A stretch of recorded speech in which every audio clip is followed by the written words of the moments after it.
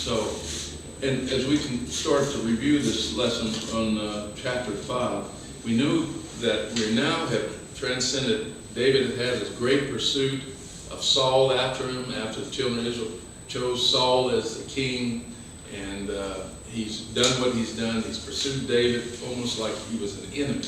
David even has to be akin to Saul from being the same people. He has to escape and join the enemy in order to try to prevent Saul from taking him over. So we saw lots of back and forth where he literally goes in the camp of the Philistines and gets to the point he's befriending them, and then they get to a point where their leader is approached by the follower and said, you know, this guy is a double agent. I don't know if we can trust him or not. So we need to make sure that he's on the right track. So after spending a lot of time with the Philistines, knowing that Saul was pursuing, he ended up going back, tracking to where he used to be, and he intercepts again his own people.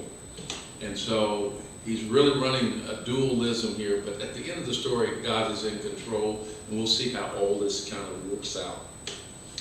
I think the lesson also, as an overview for us, helps us understand there's a term I mentioned, is that we should have our expectations, or the things that we hope that God is providing us based on our understanding of Him and where we're at.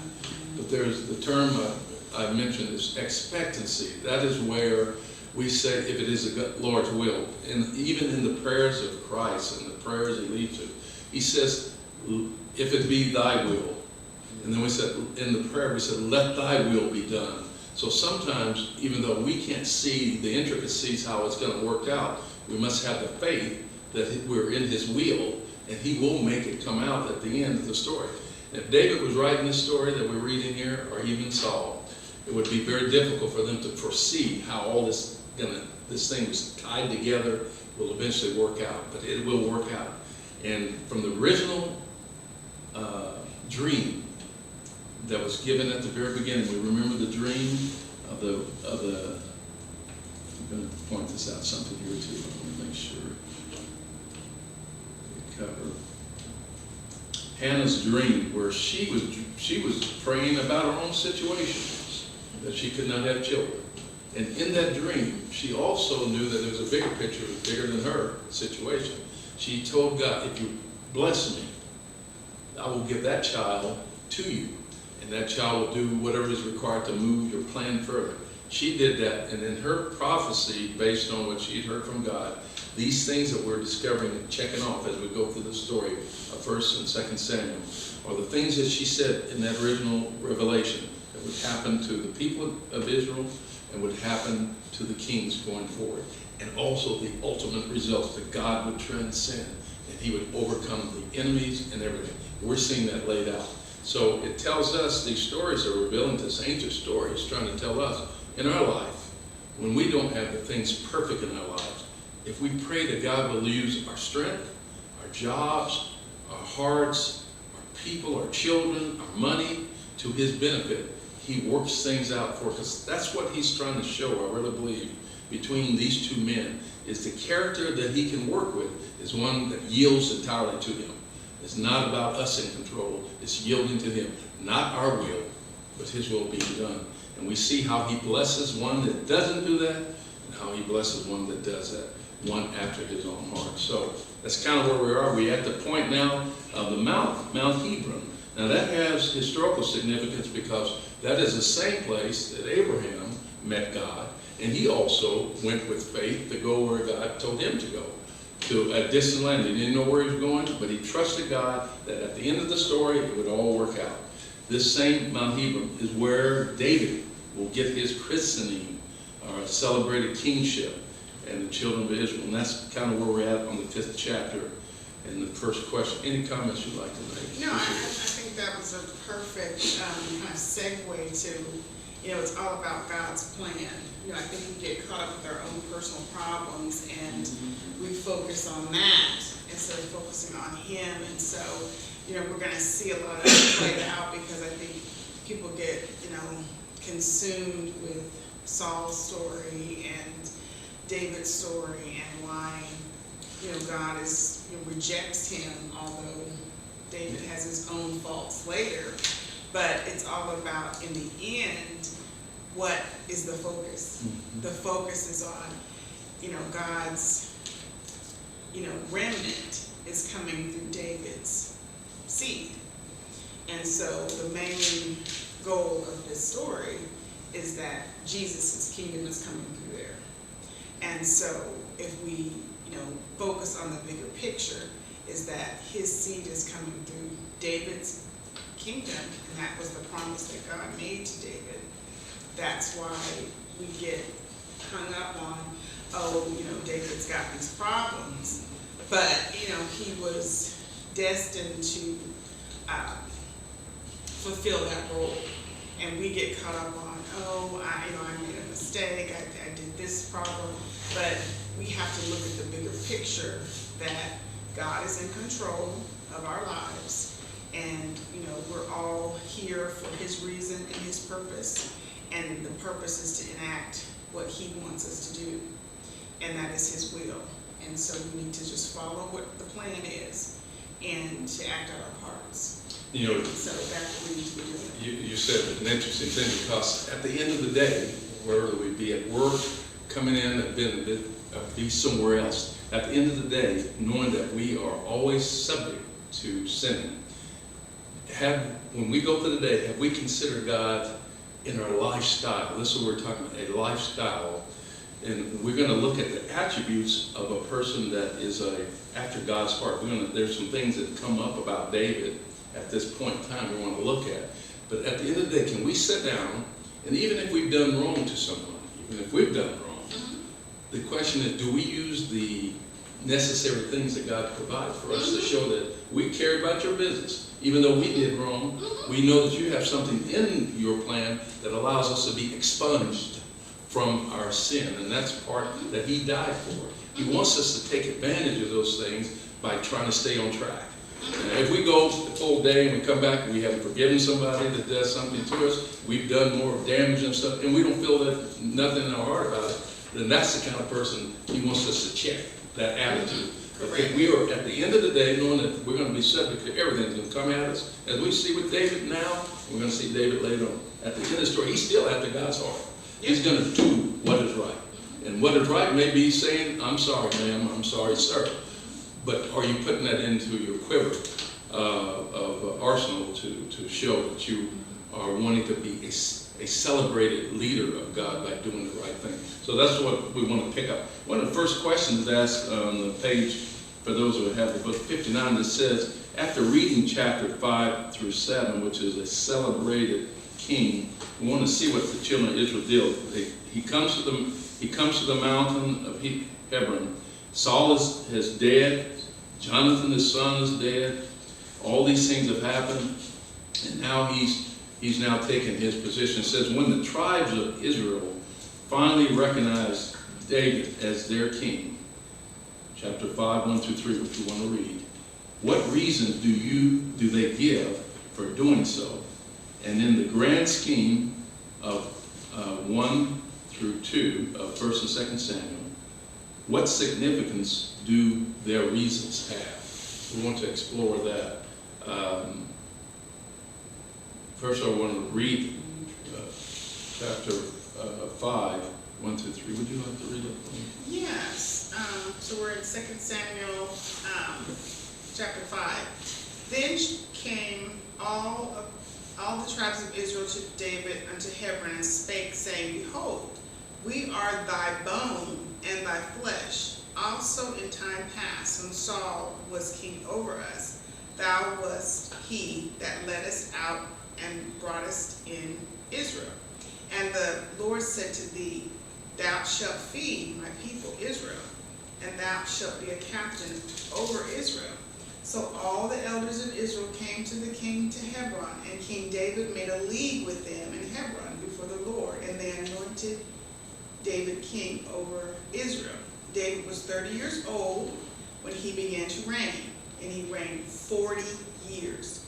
In Hebron he reigned over Judah 7 years and 6 months, and in Jerusalem he reigned 33 years over all Israel and Judah.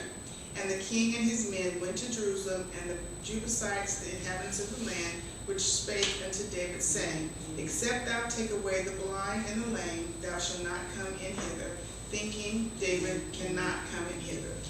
So one of the first tests of his leadership is kind of, if you would imagine today, the transfer of power between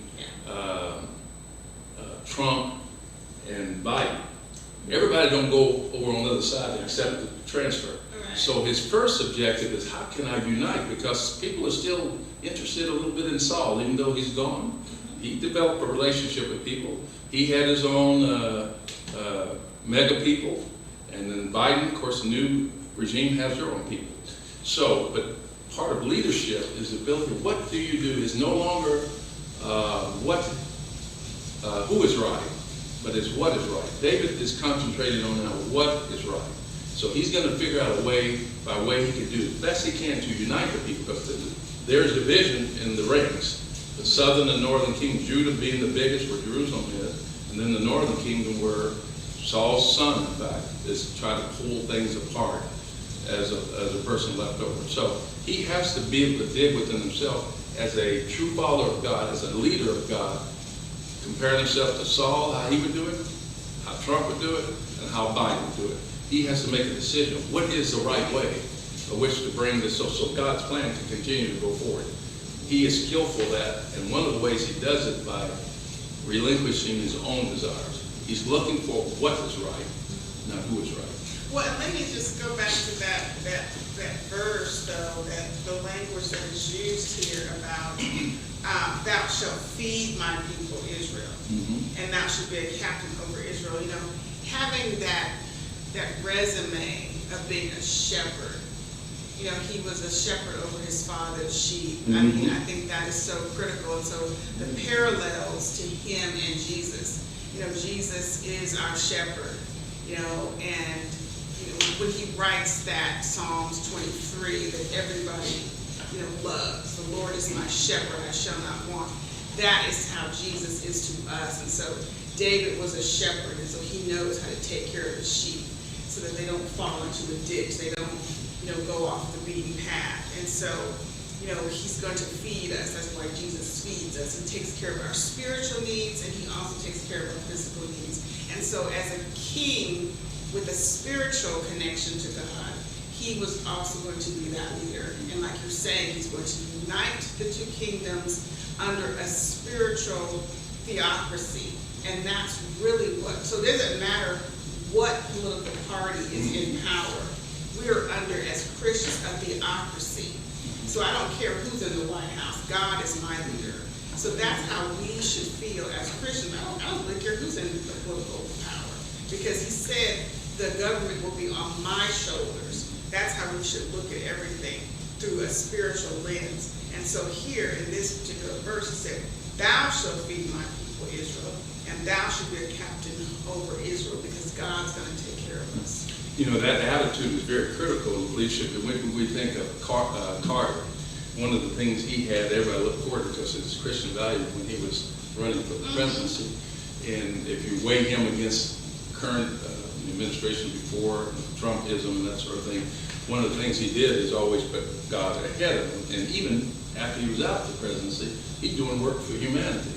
So he gives himself back. So one of the things that David pulls from, that God gives him the wisdom of, is their kinship. They're all of the same blood. He is able to get them to understand flesh and blood, they are similar. So that's one of the attributes he shows. A good leader can do that amongst people. You remember Obama used to say when he before he became president, there's no longer a red state, a blue state, not Republican, it's the United States. So that kind of attitude allows us to see the commonality. A minister, a pastor, a leader, we in Sunday school, in church, anybody that's a leader at usher board or whatever it might be, has to look for things that's common to enable people to be able to see, take out what is a barrier, which would be prejudice, in order to be able to see, if you're doing it the right way, Christ in it. David is able to show God because he sees the commonality, the shepherd, and you said, that's the reason the sheep follow the shepherd. They can trust him. And they see trust as a common. He says trust with these people. You can trust me. We're going to be victorious. I'm going to be a good shepherd. He's going to be, because he's going to be a sound shepherd of God. He's going to do the right things in order for them to be able to trust him. He's not, and we'll see later on the attributes that show that this man is open to poor, those are down and out, those are not around, and even his enemy, the very enemy that were within the ranks, Saul and his people. He will show us how you can unite people, even though, but that requires of us, as does Christ on the cross, it requires a denying yourself. No longer is about me. You've got to bear your own cross, and that part of that cross is not to take things yourself as far as, I need this to be victorious. No matter what the consequences. Like I said, one of the things that Christ gave us, overcoming sin, death, and even the idea of feeling guilty, now we can go forward. So while Christ is on the cross, he's able then to look down and forgive somebody. David is able to do this in some of the instances we will see, and it's the characteristic that we must try to have. Okay, so part of the thing that he does, he unites the people by they feel by their flesh and blood alignment. They're trusting him as being a previous job of a shepherd. That's come to play for him several times here. His way he was trained by his father as a shepherd. We've seen, he mentioned that to Saul several times. Because they asked where to get the skill set, and that's where he got it from. So he's well aware of protecting people. And he's going to make sure that he keeps them in line with what God wants versus what he wants. You'll see him giving and taking differently in throughout the rest of the Scripture. And it becomes a precursor to how Christ, as we sing in the New Testament and today, how he's working with us and how we should be that way. It says, according to chapter 5, why is David so successful in the early endeavors as a king? Why is he successful? And we just read that scripture there. Well, I was going to read, verse 19, because there's a lot in there when it just kind of, chapter 5 just kind of goes into the sons and the kids that were born, but in verse 19, 5:19 of 2 Samuel, it says, verse 19, and David inquired of the Lord, saying, shall I go up to the Philistines? Wilt thou deliver them into mine hand? And the Lord said unto David, go up, for I will doubtless deliver the Philistines into thine hand. And David came to Baal Perazim, and David smote them there, and said, the Lord hath broken forth upon mine enemies before me as the breach of waters. Therefore he called the name of that place Baal Perazim. So he inquired of God. So that's how you're going to be successful. When you go off on your own, you're not going to be successful. So always inquiring and asking God, what should I do? What decision should I make? That's how you're going to be successful. When you go off on your own, expect failure. And that's a good observation, I think, again, is that one of the things as a next attribute of David that shows that he's tracking well is that he doesn't move forward without honor. Even in our prayer, we say, we honor God. We address him as superior, that he's omnipotent and everything. David is not ashamed of doing it versus making the decision, okay, I'll figure out the solution. Then I go back to God and tell him what the solution is. He knows he's weak. Yes. He knows he's weak. This is a good example of showing how in this business of spiritualism, weakness can be a strength. Absolutely. Because you're now leveraging your resistance and your leverage up against God versus yourself. And he's demonstrating that today. He won't go anywhere, unlike Saul. We saw him consult people on the side, mediums, and he's looking for somebody. David, he understands he can go directly to God for this by just praying to him. But he makes sure he puts himself in the position that God, I am weak, but thou art willing. You can do what you're doing. I can't do it, so I'm going to ask you as as a relationship. This relationship I'm establishing with you is one of trust, that even though I don't know what you're doing, I know that I must trust in you. It's the very thing, one of the greatest, to me, the miracles was Jesus with Lazarus. Before he even gets to that prayer, he turns to God and he said, it is because of my relationship with you that I'm about to say what I'm saying. He says that you know what my needs are. He's saying, I expect that to happen, that you're going to do what you can do. He always recognizes God. And I think David learned it as a shepherd, being a leader as a shepherd. The sheep just follow because they follow. He talks to them. They don't speak English or Judaism as far as their language, Hebrew, but he knows that they trust him and that he's over and over have come through for them. It's because of his relationship with them that they're able to bond together and do a partnership. It's because his relationship with God and God's relationship with him. He's seen God operate with him. As a shepherd, we said at the very beginning, he came and took on a giant with some stone. And everybody else's fear. His brothers is thinking he can't do it. His king thinks he can't do it. And the king says, well, maybe you can do it, but you need my equipment to do it. All of that sort of thing shows their doubt and their fear. But he's trusting in God, that God will find a way to come up with a weapon of mass destruction. It's the same thing that happens to Moses. When he's being pursued by the Egyptian, he knows there's water out there, but he doesn't know what's going to happen. But he does pray to God for something to happen. And God opens up that, and he slaps it back and back together. Sometimes we don't know what the solution is going to be, but he wants us to trust just like the sheep trust the shepherd. And this is where our relationship is established with God. When we are confronted with something new that we are not familiar with, we can go back over those bridges that he has helped us cross, those adversities that we have come through. We're like, you know what? He brought me through that one that I had when I was 19. He brought me through that one when I had something when I was 30. We can go back over those past experiences that he brought us through that we thought we would never make it through it. And then that's why he always constantly reminded the Hebrews about, I was the one that brought you through Egypt. I was the one that brought you through and crossed over the Red Sea. I'm the one that brought. So he always reminded them and they marked those things in history. What he had done. So when David was able to defeat Goliath through God, he had those experiences when he defeated the lion and the bear, because he had a relationship with God.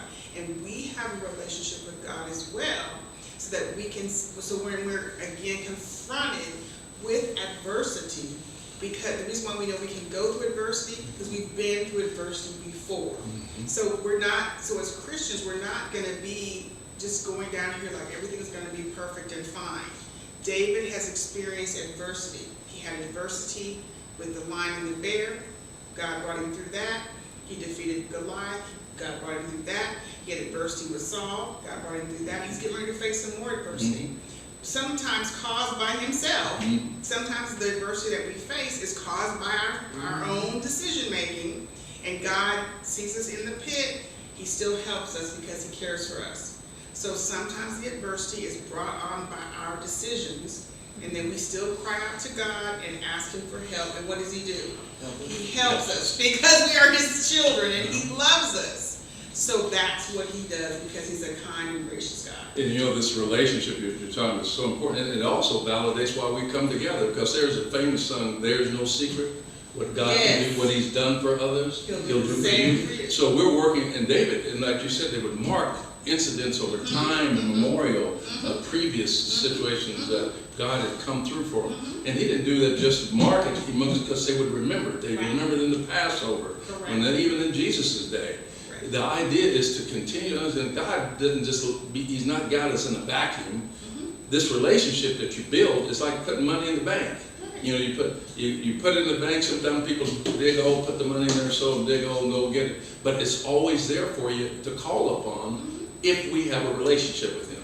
If you have no relationship, you're not going to be doing the right thing to build it up. But knowing we have a relationship, you're constantly building up what we need, and God rewards us. He reminds us whenever you set those adversities of the giants in our lives, or the things we don't understand, when it's not clear as to what he's doing. He just tells us, as he says Job, and Job confirms it. He says, I'm going to wait until my time comes about. I'm going to wait till the change occurs. I just have to have faith, even though I can't see it. And these things look like lightning flashing. I won't let the circumstances dictate how I think. And even Jesus is on the cross. He's on the cross. He's not letting that bother him. In fact, he's in the garden deciding, but the way he gets rid of it, thy will be done.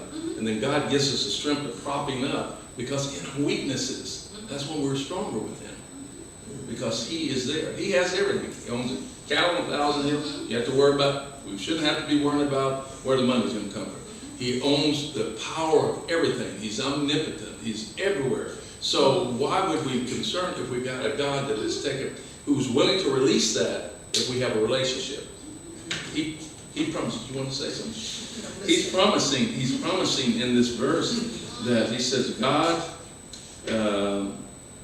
and another thing, David wants to make sure God is satisfied.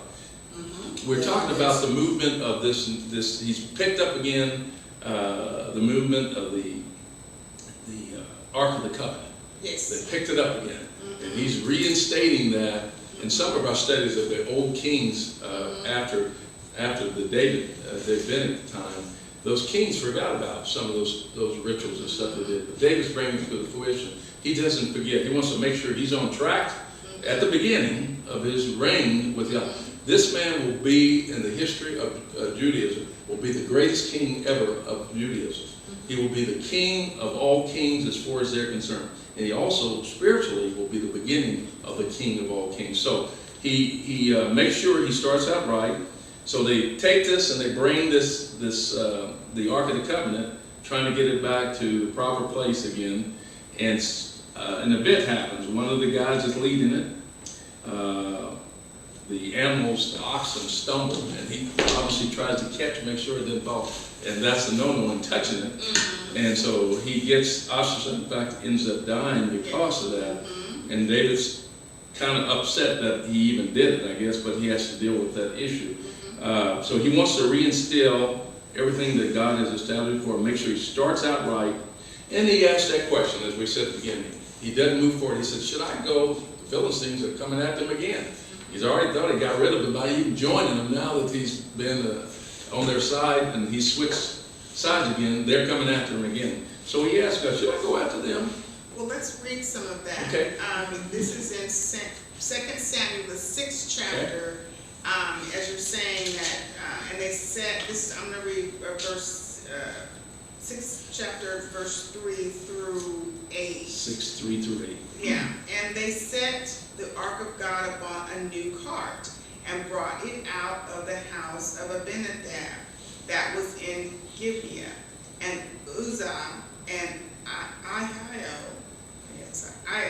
the sons of Abinadab, drave the new cart, and they brought it out of the house of Abinadab, which was at Gibeah, accompanying the ark of God.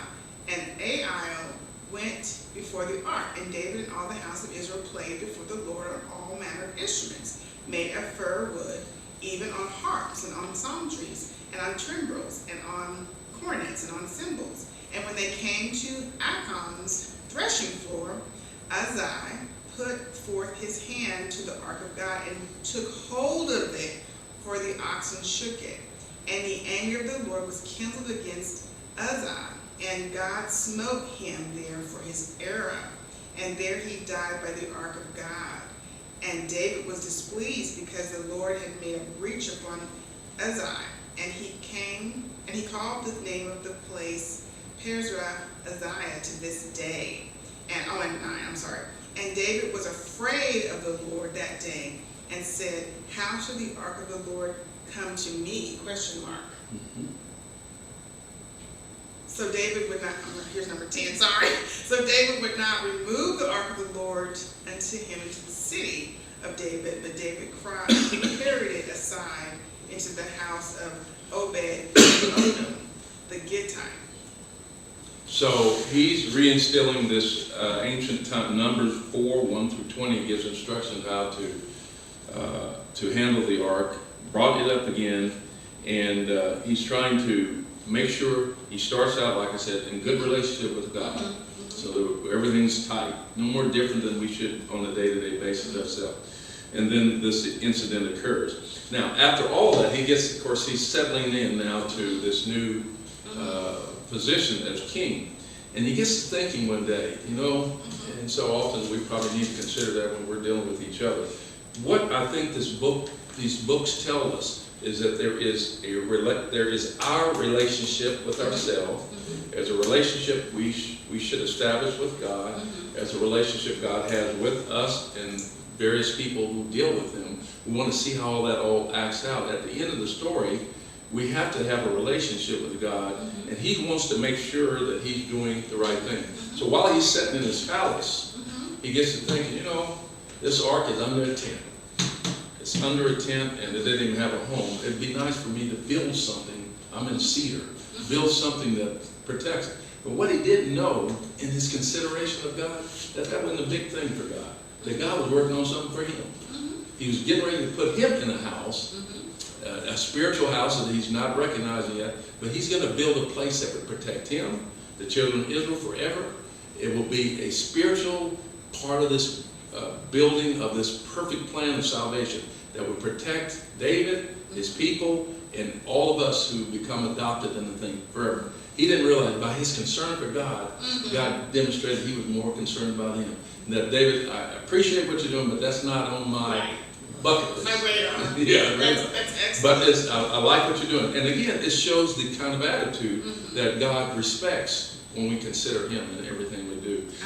Now, we obviously can apply that to, so often we are in situations where we could do better to help God's plan go out better and stuff. And we pass by people where we have the ability to help, whether you can call them on the phone, donate some money, or help them with something where we have the latitude of doing. David had a tremendous good relationship with God, and we'll see later on with people too. So, well, I just have some questions for you, Brother Gerald, our master teacher. What are some lessons here, though? What is God trying to teach us here, though, in not touching the ark? Why was David kind of fearful, and should we be fearful of God here? Because so what was this representing? For me, I have to take this in the connotation of its time.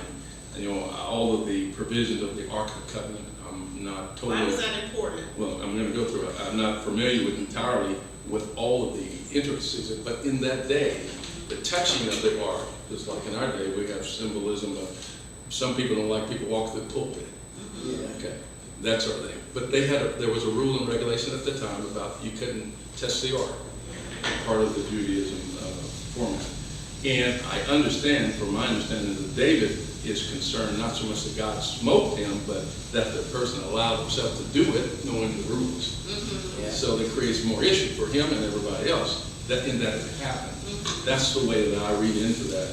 But as for the intricacy, why God, I don't know what that is, but at that time, obviously they don't use that today, so it must not have been. Well, I mean, it's just representing order. Yes. So God is about order. And the other thing is, God He's not somebody. He's God. Supreme power. And we need to recognize who He is. Yeah. You're not supposed to touch it. And so that was for, like you're saying, that dispensation of time. And now he evolved, and we need that was the rules. Yeah, that was the rules at that time. But then it says that David was afraid. So you can't keep you shouldn't go against what he's doing. So you need to recognize who he is. So I know we like to see God in this one image, but we need to reverence him and not necessarily be afraid of him like a cowering thing, but we should fear him and know that who he is, because at any minute our lives are in his hands. Yeah, it's And then David's trying to follow the letter of everything here. We're going to look at, you ready to look at 7? Yeah. Well, on this ark though. Okay. On this ark, the ark was symbolic and it was important because the 10 Commandments were in there, and the manna they preserved that, and I think also Aaron's rod was in the ark. So these were very symbolic things. And when David was able to bring it back from the Philistines, he danced before the Lord. There's a story in there too. So this is really, really important. And he did have clothes on. He didn't get all the way back. But he did dance, in the inner garment. So kind of like if you have like a slip on. Right. It was enough to bring attention. Right. So Michal, Saul's daughter, here she goes again. So she sees him dancing, and it says in verse 16, and as the ark of the Lord came into the city of David, Michal, Saul's daughter, looked through a window and saw King David leaping and dancing before the Lord, which he should have been, because the ark was coming back to the city, and she despised him in her heart. Now what his praise got to do with her? Well, that's, again, it has a lot to do with her because that's part of opposition in our lives. Somebody gonna find something wrong with what you do right now. In this case, his wife, Micah, who's she's still holding on to Saul. So she's giving him a reason to why he should be looking good as the new king. So she's objecting, said, you got all these slave women watching you, watching you and said, what are you doing? Criticizing. Yeah, criticizing. And that's part of the existence. But David didn't let that shake him. No. He just continues on, and he should have gave a burnt offering and praise to God for all that he had done. And he makes a big feast. He even gives food to the people. He wants to start this out right. And that so happens so often in our lives. Maybe we come back to church, and maybe we're in the church. Somebody knows we've gone through something, and someone will bring up, I knew you when you was, or I just, whatever. That's the way it goes. But God is letting us know those personalities are there, but you've got to be like David in terms of your character. You got to hold on, focus on what the task is, and you got to go forward. That's why that message is so critical to us today, because that's going to be this book is the story of life. Yes. It's everything that everybody runs into. It's like a lifetime movie, actually. Even though it's happening in church today and not out there, and we're not dealing with an ark, but it's still the same. Those who have commitment to God are going to be challenged by someone who wants to bring it down. It was, and it's very Hannah's original prophecy. God will build up, and then he will tear down, and he will build up again. He's just constantly doing it. So we have to recognize at the end of the story, we want to be in the part of God, because you may be down here at this moment, but that weakness is your strength, because we can see the mountain. So that's the way this works. So we have to be cognizant of our own life, that just because you're in the down, or just because somebody's saying something about, even Jesus says in the Beatitude, blessed are those. Somebody can criticize you for doing the right thing, but that's where it is. So that's good to be able to discover that. So in verse 23 it says, and so after she kind of criticized him about your dancing before he's maid service. So what did that have to do with anything when she was the wife anyway? In verse Maybe she was jealous. I guess so. That's very jealous. So don't hate on my praise should be the hashtag. In verse 3, therefore Michal, the daughter of Saul, had no children until the day of her death. Yeah. So be careful with. And he's taking on lots of other concubines too. He's bringing a lot of folk into the fold and producing lots of kids. In fact, Solomon will be part of the offspring of all these different people he's taking. So he's got a lot going on. He's doing a little bit too much. He's got a lot going on. So, but again, that's right. That's right. Man, that's a good one right there. So let's read the chapters. I'll read that in the Living Bible, chapter 7.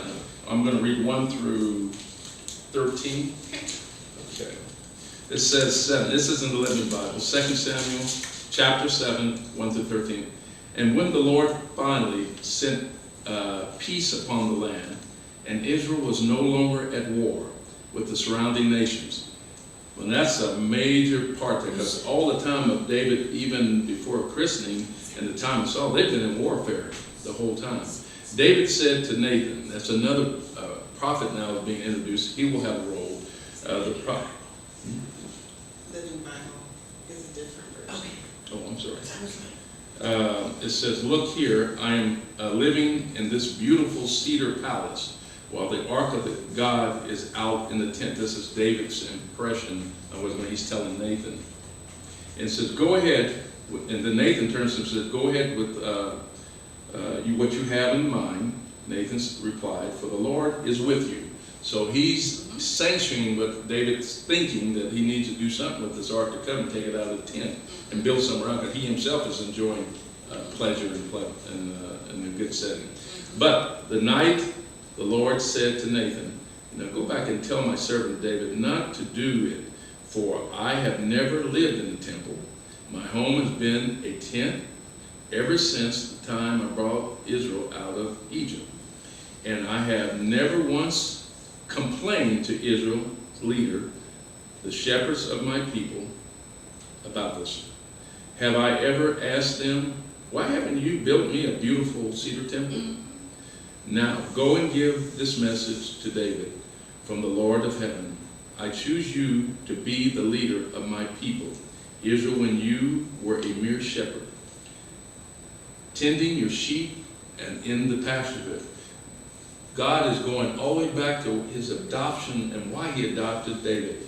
All of a sudden, it makes sense. Like I often say, when we commit ourselves to God, he flips the switch and he makes everything that we've gone through understood. That's why you went through that. So he's bringing it to David some remembrance when he has him Nathan go back and tell him, I have been with you wherever you have gone and have destroyed your enemies. All of those tell signs, check-offs. This is why you should be working continuously with me and have a relationship. And I will make your name greater yet. Remember that prophecy that came from Hannah? She's told him this would happen, so that you will be one of the most famous men in the world. He will be the greatest king of Israel ever had. I have selected a home, land for my people, from which they will never have to move. It will be their own land where the heathen nations won't bother them as they did when the judges ruled my people. So God, he lets us know in a way, he was always thinking of giving them a king, but he wasn't going to do it in the way that they wanted it. But he affirms that he's on board with this. There will be no more wars against you. Your descendants shall rule this land for generations to come. For when you die, I will put one of your sons upon your throne, and I will make his kingdom strong. He is the one who shall build me a temple, and I will continue his kingdom into eternity. Now that's an interesting thing, because this is where the spiritualism is kicking in, even though he doesn't understand it right then. I will be his father, and he shall be my son. If he sins, I will use other nations to punish him, but my love and kindness shall not leave him, as I took it from Saul, your predecessor. Your family shall rule my kingdom forever. In the 17th verse. So Nathan went back to David and told him everything that the Lord has said.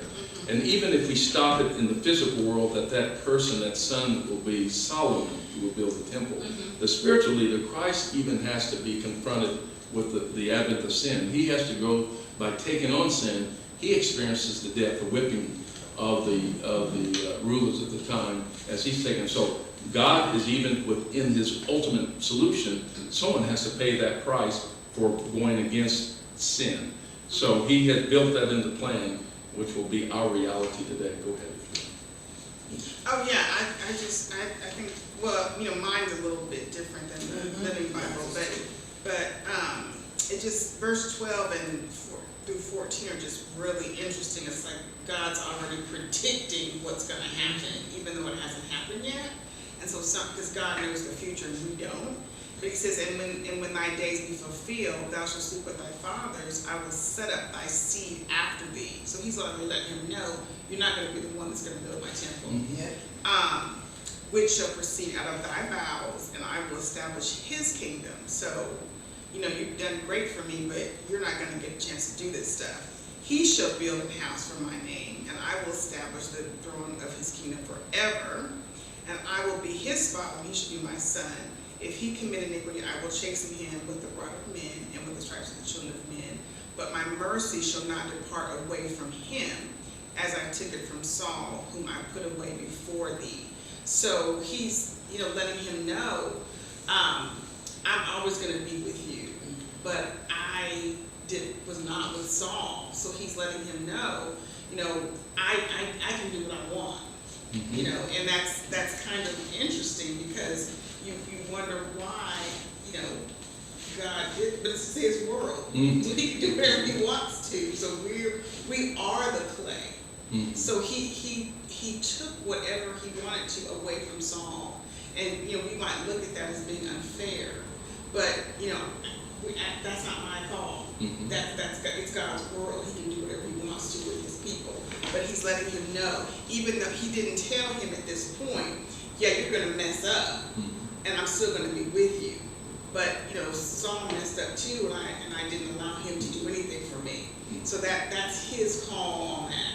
There are still consequences to going against God's will, but he honors those that continue to abide by him. Saul is a cut-up. When he does what he does, not only he dies in a bad way because of his character. Those are the types of things that he's trying to help us avoid. So if you want to have a reward, as he's done in people that are associated with you, your kingdom will grow. I'll protect you from your enemies. I'll make you rich beyond all measures. You'll go down as a history of the great. If you want that kind of thing without asking for it, do it my way, and I will make that happen without your efforts and stuff. I'll do the heavy lifting. But if you try to do it yourself, if you pursue, as Saul did, he's trying to take out David. He's trying to take out the very, and even in that, David is able to say, I'm not going to kill you, Saul. I have a chance to do it because you're part of God's program too. Somebody got to see this in the 21st century, how you act, so that they can stop doing it themselves. So if I kill you based on that, I'm going to be not doing it the right way, which God is asking me to do it the right way. And then they won't get a chance to see what happens to someone that doesn't do it this way. So David fits me. I love David. David is my person. He's following everything that he, and we'll see some other things as we continue here. Let's go to the next, since we're here. How does David respond to the Lord's alternative house plans? What does this say about the kind of king we're reading about? Oh, David's he This takes it all in. Okay. He obeyed. He accepts whatever it is. He accepts it without a question. Goes with the flow. He doesn't get angry and say, "Well, why come I can't build it, God? What's the problem?" Yeah. He just And it could be. Like, And that is an interesting way too, because so often we think we know what God wants. man, We think that we're going to build a church as big as we can on the mountainside, and God will be good. We even present God so often, many times, Lord, I have just read this Bible 4 times in a row. You ought to be pleased with that. Aren't you happy about that? When he's looking for the little things that we miss, how we treat each other, how we deal with each other, and we're trying to push it off on God. If I build you that building, is that good enough that you will consider me great? And he ain't on his mind. No. Look what he says in verse 26 of 2 Samuel 7. He says, "Let thy name be magnified forever, saying, the Lord of hosts is the God over Israel, and let the house of thy servant David be established before thee." I mean, that's why I love the Psalms, because he just praises God. There's a relationship there. No matter what happens, he is the Lord's servant. he is his son. He's his son. It's like a father. It's like when you do something wrong and your father says, "Okay, you're grounded," and you just go, "Okay, I'll go to my room." That's what he said. That's what he said here about the rod. He said, I'll whip you with the rod. Yeah. Our Sunday school lesson we had last time talked about vision of when you see me, you see the Father. I did that. God wants us to mimic the way that he wants. That's the way that we convince others to do it the right way. And that's where David knew he had to preserve and do the right thing with Saul. Again, so we could see the difference of personalities. a God that forgives someone that pursued him.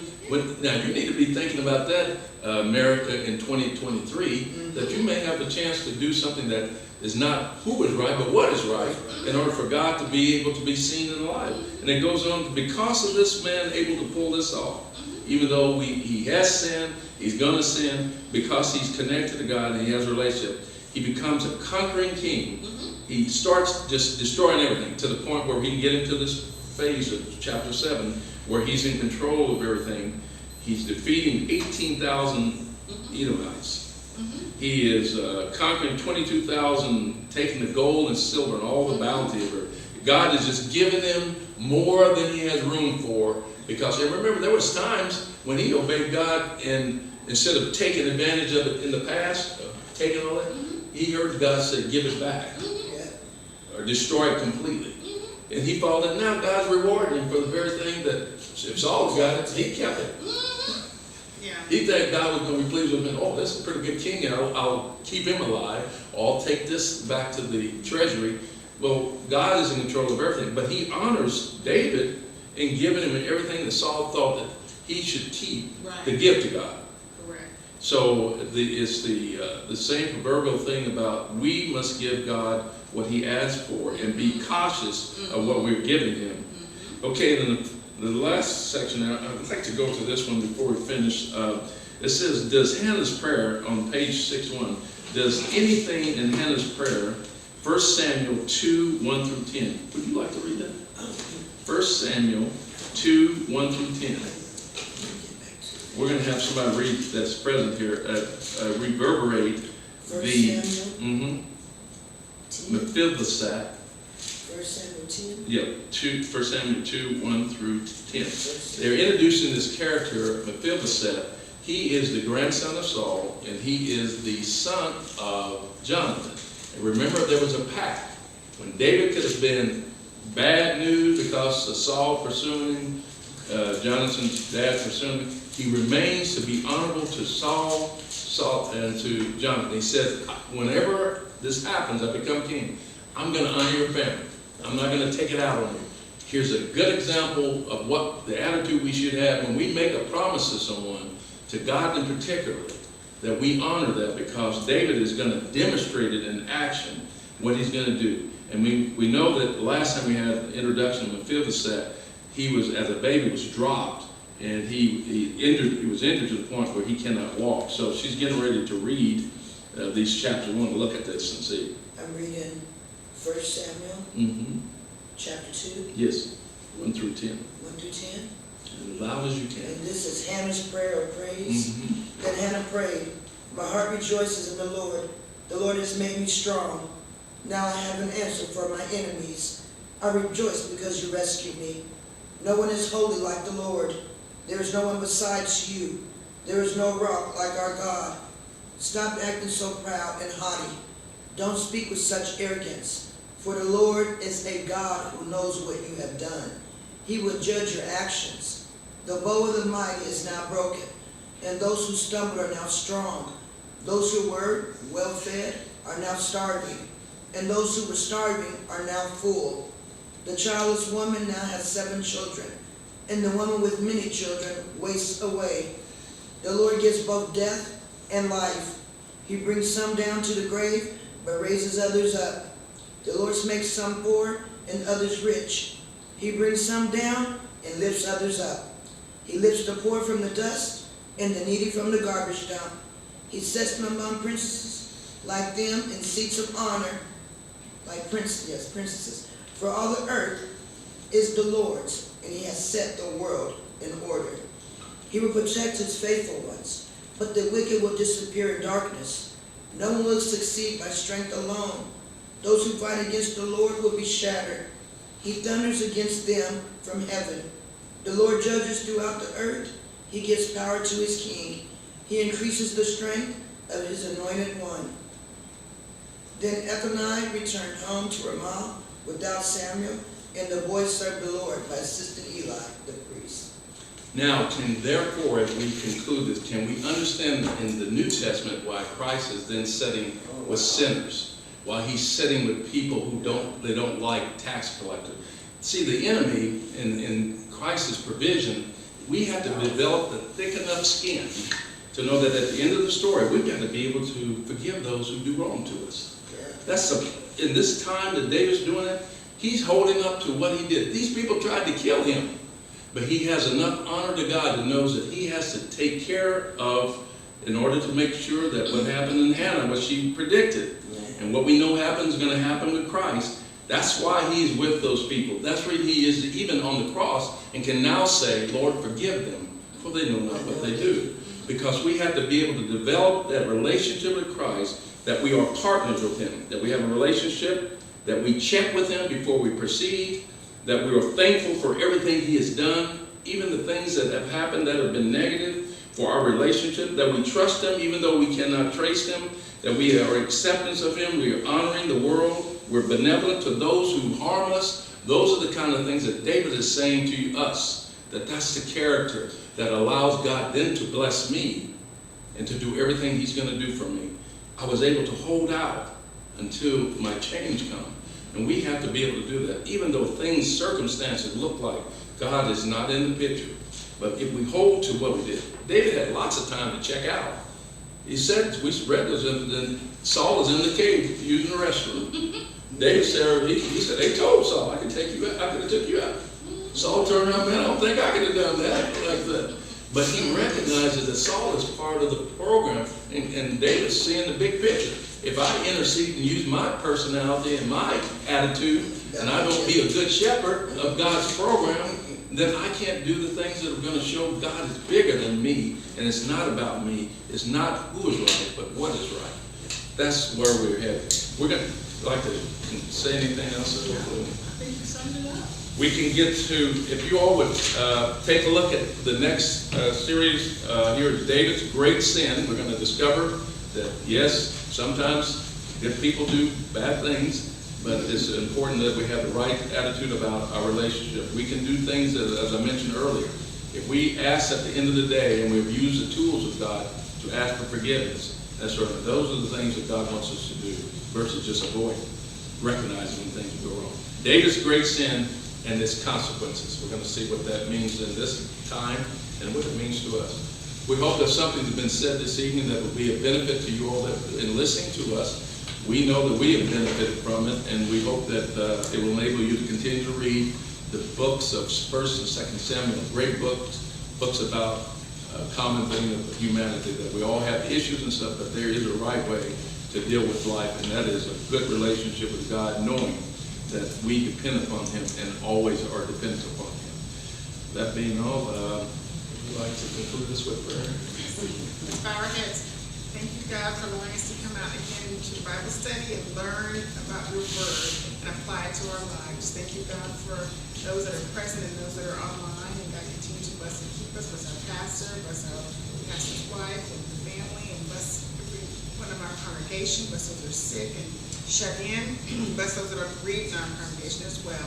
And God, just help us, God, with everything that we need in our lives. Give us what we need and provide for us. And whatever we need in our lives, let it be done. In Jesus' name.